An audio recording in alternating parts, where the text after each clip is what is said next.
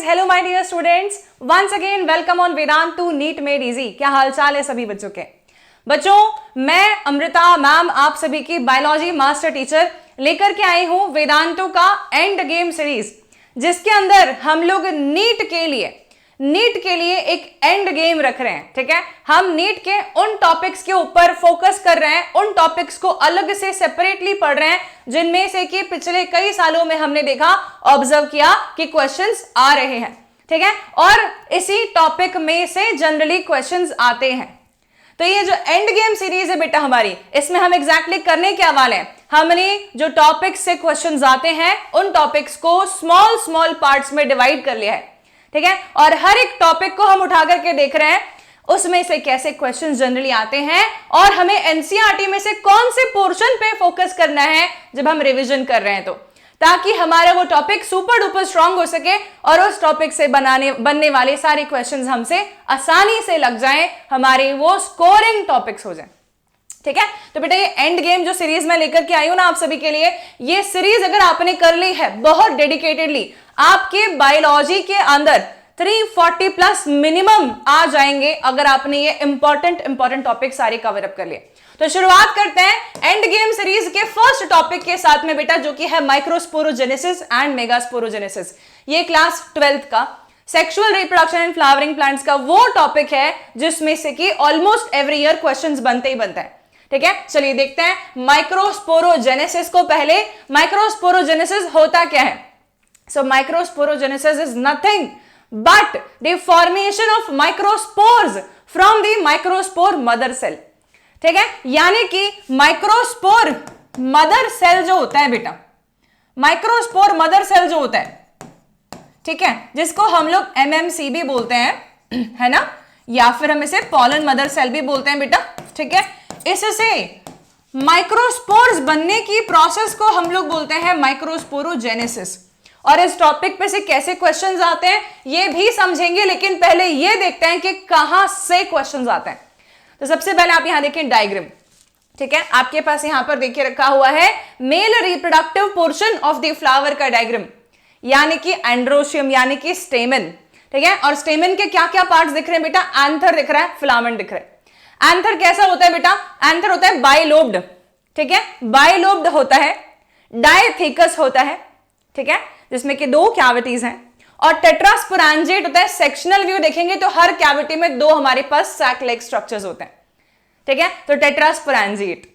और इसी कंडीशन में जब हम बात करते हैं माइक्रोस्पोरेंजियम क्या होता है, ठीक है, तो माइक्रोस्पोरेंजियम क्या होता है बेटा? ये जो आपको सैक लाइक स्ट्रक्चर्स दिख रहे हैं, हाँ जी, ये जो आपको सैक लाइक स्ट्रक्चर्स दिख रहे हैं माइक्रोस्पोरेंजिया है। ये यहां पर पॉलिन्स का फॉर्मेशन होगा एंड इसीलिए हम इनको बाद में जब ये डिफरेंशिएटेड पॉलिन्स कैरी करते हैं हम इसी को पॉलिन सैक भी बोल सकते हैं।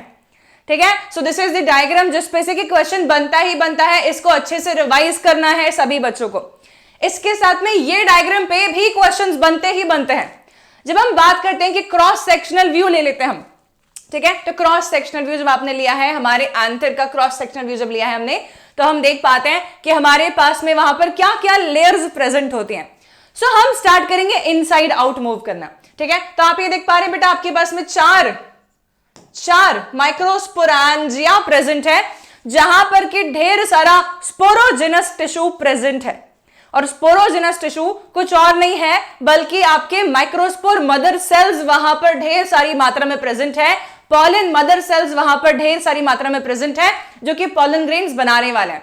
ठीक है, तो ये स्पोरोजेनस टिश्यू की जस्ट सराउंडिंग लेयर कौन सी आपको दिख रही है? तो आप देखेंगे मैम ये लेयर तो हमारी को टेपेटम नजर आ रही है। ठीक है, बिल्कुल। एंड बेटा टेपेटम करता क्या है?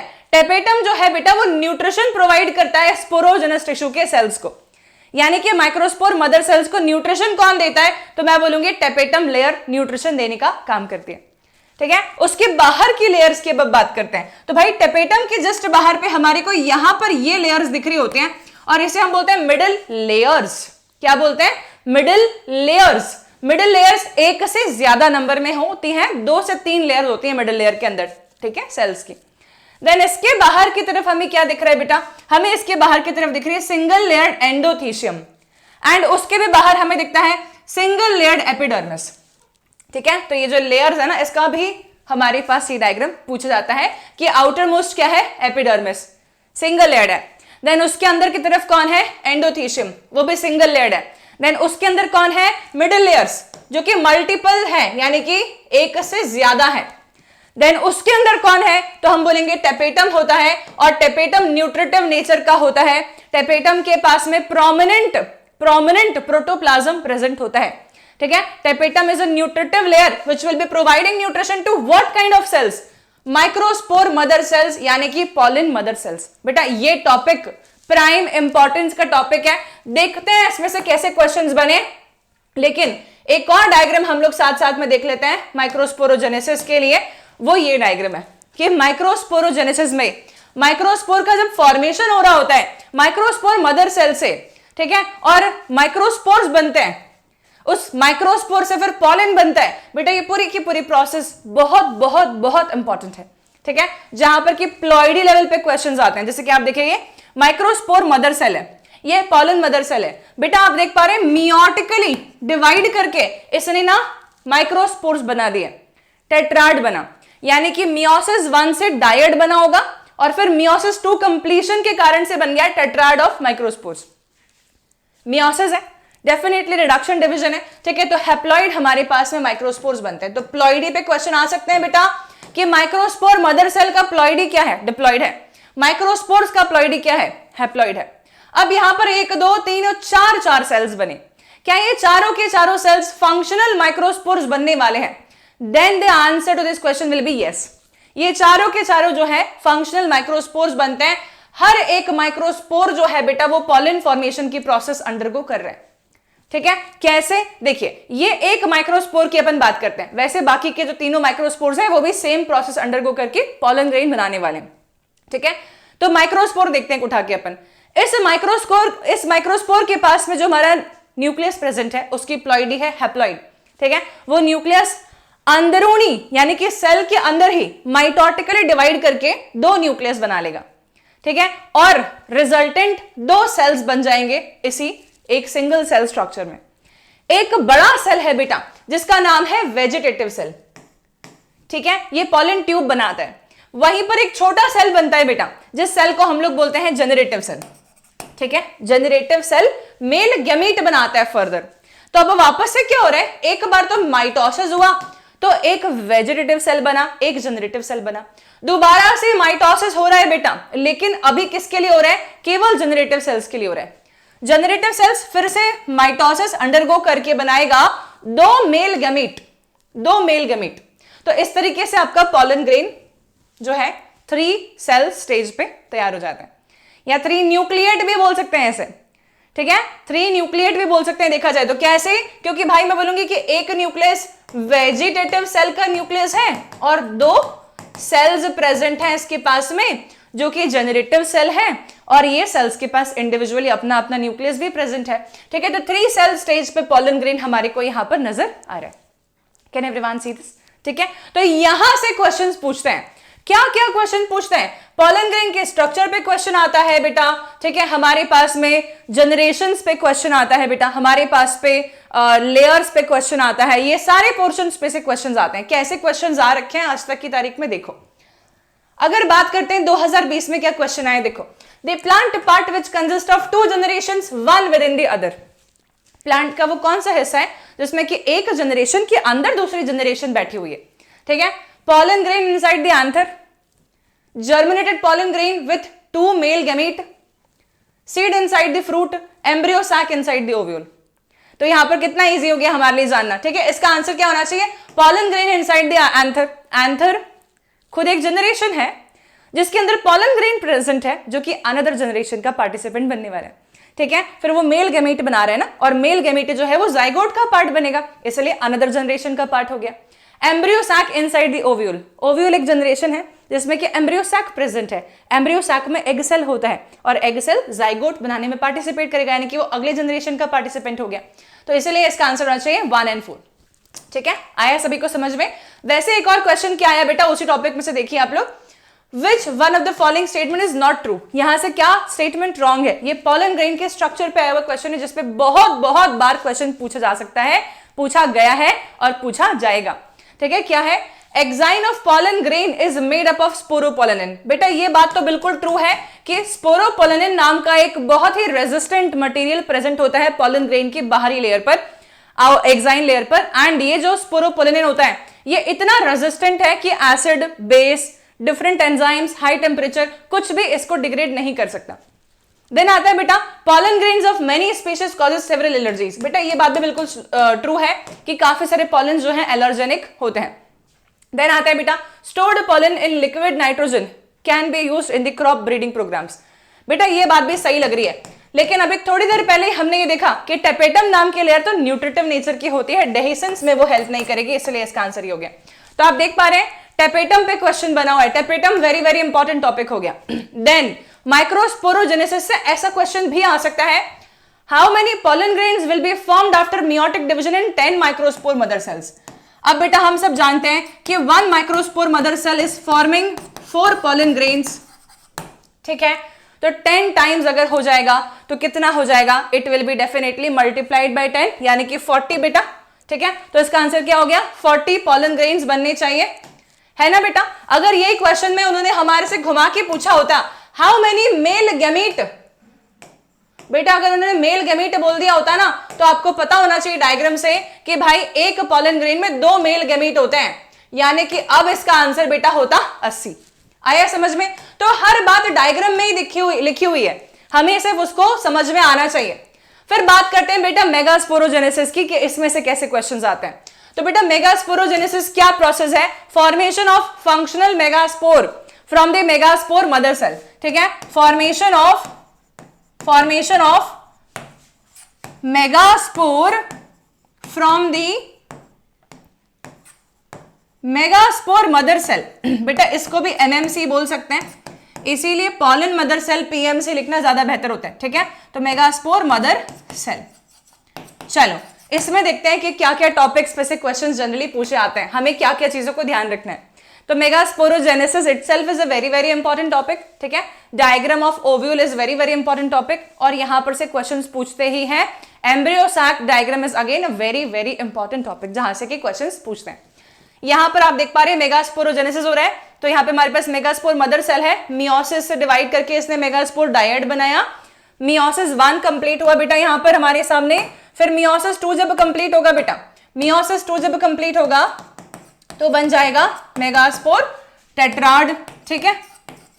अरे मेगास्पोर टेट्राड बन जाएगा बेटा। अच्छा मेगास्पोर टेट्राड मियोसिस 2 के कंप्लीशन पे बन रहा है, दैट सिंपली मींस कि मेगास्पोर के सारे सेल्स जो है बेटा उनकी प्लॉइडी जो है हैप्लॉइड होनी चाहिए, ये भी हैप्लॉइड, ये भी हैप्लॉइड, ये भी हैप्लॉइड, ये हमारा डिप्लॉइड होना चाहिए भाई, ठीक है। तो प्लॉइडी पे क्वेश्चंस आ सकते हैं कि megaspore had what ploidy, it will be n, ठीक है, इट विल बी एन। चलिए अब बात करते हैं मेगास्पोरोजेनेसिस में 4 मेगास्पोर्स बनते हैं, लेकिन हम बोलते हैं कि एक ही मेगास्पोर फंक्शनल है, इसलिए मोनोस्पोरिक डेवलपमेंट टर्म इस्तेमाल किया जाता है फीमेल गेमेटोफाइट के प्रोडक्शन के लिए, ठीक है। यहां पर एक ही हमारे पास फंक्शनल मेगास्पोर जो था बेटा, 4 बने थे ना बेटा, उसमें से 3 डीजेनरेट हो गए बच्चे, 3 डीजेनरेट हो गए, एक ही हमारे पास फंक्शनल मेगास्पोर बचेगा। और ये फंक्शनल मेगास्पोर जो है बेटा ये क्या कर रहा है, देखिए आप सभी लोग, ये माइटोटिक डिविजन्स अंडरगो करके बना रहा है एम्ब्रियो सैक। अब यहां पर क्या क्वेश्चन पूछते हैं हमसे, कितने माइटोसिस अंडरगो कर रहा है, तो आप देखेंगे यहां पर माइटोसिस हो रहा है एक बार,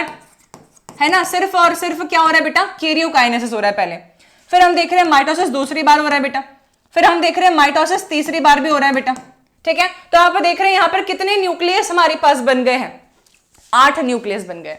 इसके बाद में साइटोप्लाज्मिक एग्रीगेशन होगा, सेल वॉल फॉर्मेशन होगा और सेल्यूलराइजेशन ऑब्टेन किया जा सकेगा।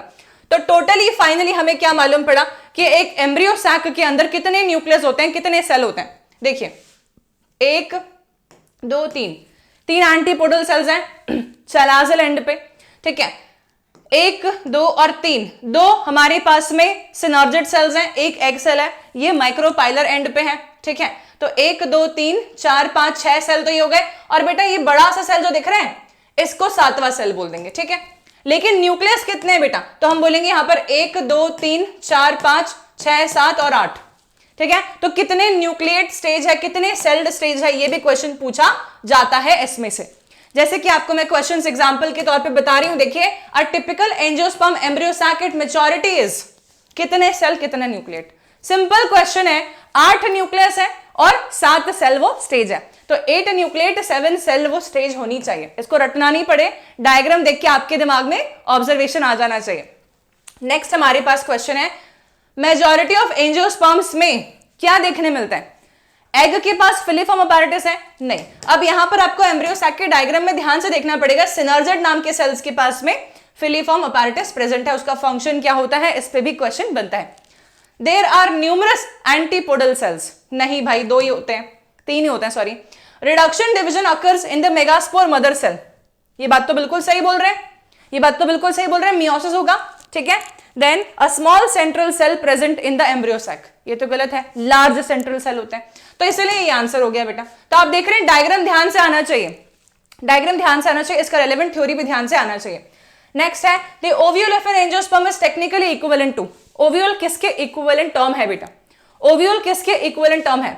तो ओव्यूल बेटा इक्विवेलेंट टर्म है, बताइए क्या बोलना चाहिए हमें यहां पर? Ovule is an equivalent term as that of the megasporangium, ovule is equivalent to megasporangium, ठीक है। मैं बता देती हूं यहां पे लिख के आपको कुछ चीजें, ovule equals to megasporangium होना चाहिए, ठीक है। इस पे क्वेश्चन बनता ही बनता है, कई सालों में देखा बेटा मैंने यही क्वेश्चन रिपीटेडली कई बार पूछा गया हमसे, कई बार। तो ओव्यूल मेगास्पोरेंजियम में बेटा एम्ब्रियो सैक जो होता है ना, एम्ब्रियो सैक उसे हम लोग बोलते हैं मेगा गैमेटोफाइट, ठीक है, मेगा गैमेटोफाइट या मेगा स्पोर गैमेटोफाइट, जो भी आप बोलना चाहें, ठीक है।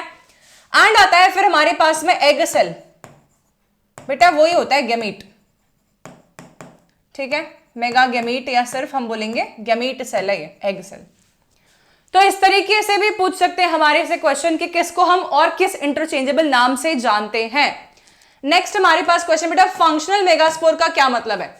अब बेटा आपको मैंने बताया कि फंक्शनल मेगास्पोर केवल एक ही होता है, राइट, फंक्शनल मेगास्पोर केवल एक ही होता है और उसको हम एम्ब्रियो सैक इंटरचेंजेबली बोल सकते हैं, तो इसका आंसर एम्ब्रियो सैक होना चाहिए, ठीक है। तो यहां पर जो आपको डायग्राम दिख रहा है बेटा, ये फंक्शनल मेगास्पोर है, बाकी सारे मेगास्पोर्स तो किसी काम के नहीं बचे, ये एलिमिनेट, ये एलिमिनेट, ये एलिमिनेट है ना, तीनों एलिमिनेट हो चुके हैं, ये एलिमिनेटेड है, ये एलिमिनेटेड है, ये भी एलिमिनेटेड है, यही बच रहा है, यही हमारे पास में एकमात्र फंक्शनल मेगास्पोर है। ये क्या बना रहा है बेटा? ये एम्ब्रियो सैक बना रहा है, ठीक है। तो डायग्राम से क्लैरिटी आनी चाहिए आप सभी को कि एम्ब्रियो सैक इसका करेक्ट आंसर होना चाहिए है, एम्ब्रियो सैक इसका करेक्ट आंसर होना चाहिए। देन नेक्स्ट आता है बेटा हमारे पास में फंक्शन ऑफ फिलीफॉर्म अपैरेटस, यानी कि एम्ब्रियो सैक के ऊपर से क्वेश्चन आ रहा है, तो फिलीफॉर्म अपैरेटस का फंक्शन क्या है?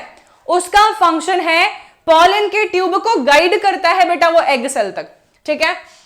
तो ये डायग्राम पे क्वेश्चन फिर से आ सकता है that it will be guiding the entry of the pollen tube. तो होपफुली आपको ये पूरी की पूरी कहानी समझ में आई है कि भाई कहां से क्वेश्चंस बन रहे हैं इन दोनों टॉपिक्स में। तो एक बार एक क्विक समराइजेशन दे देती हूं सभी बच्चों को, क्वेश्चंस कहां से बन रहे हैं। आपको डायग्राम वाला पोर्शन पूरा ठीक से आना चाहिए, आपको इंटरचेंजेबल टर्म्स भी ठीक से आने चाहिए, यानी कि मैंने कह दिया बेटा माइक्रोस्पोर मदर सेल का एक और नाम क्या होता है, तो तुम्हें वो आना चाहिए। अगर आता है तो कमेंट में जरूर बताना। अगर मैंने बोला फंक्शनल मेगास्पोर टर्म के इक्विवेलेंट टर्म क्या हो सकता है, या फंक्शनल मेगास्पोर किस में डेवलप करता है, तो भी आपको उसका इंटरचेंजेबल टर्म आना चाहिए, ठीक है। अगर मैंने आपसे पूछा बेटा पॉलन ग्रेन के स्ट्रक्चर के ऊपर क्वेश्चन पूछ लिया, आउटर मोस्ट लेयर क्या है, इनर मोस्ट लेयर क्या है, तो आपको उस पर भी क्वेश्चंस आने चाहिए। यानी कि मेजरली देखें तो डायग्राम पोर्शन, प्रोसेस पोर्शन, इसे हमें ठीक से एक बार ही पढ़ना है। सो बाय दिस ये लेक्चर को, ये सेशन को मैं यहीं पर एंड कर रही हूं। आई एम रियली होपफुल कि आपको क्लैरिटी आ गई होगी कि माइक्रोस्पोरोजेनेसिस एंड मेगास्पोरोजेनेसिस में से किस टाइप के क्वेश्चंस पूछे जाते हैं, हमें कहां पर एग्जैक्टली फोकस करना है पूरे के पूरे इस चैप्टर में, ये टॉपिक पे से पिछले सालों में कितने टाइप के क्वेश्चंस बने हैं, ठीक है। तो अगर आपको ये सेशन पसंद आया है और आप चाहते हैं कि और इस तरीके के सेशंस आपके लिए लेके आए हम लोग, तो डेफिनेटली हमें कमेंट सेक्शन में जरूर बताएं whether you love this session और नॉट, ठीक है। और सेशन को लाइक करना ना भूलें, उसको शेयर कर दें अपने सभी दोस्तों के साथ में, एंड सब्सक्राइब कर लें अगर आप एक नॉन सब्सक्राइबर है वेदांतु नीट मेड इजी को। तो बच्चों मिलते हैं अगले सेशन में. Stay tuned and don't forget to like, share and subscribe Vedantu NEET made easy. Thank you so much. Have a great day ahead.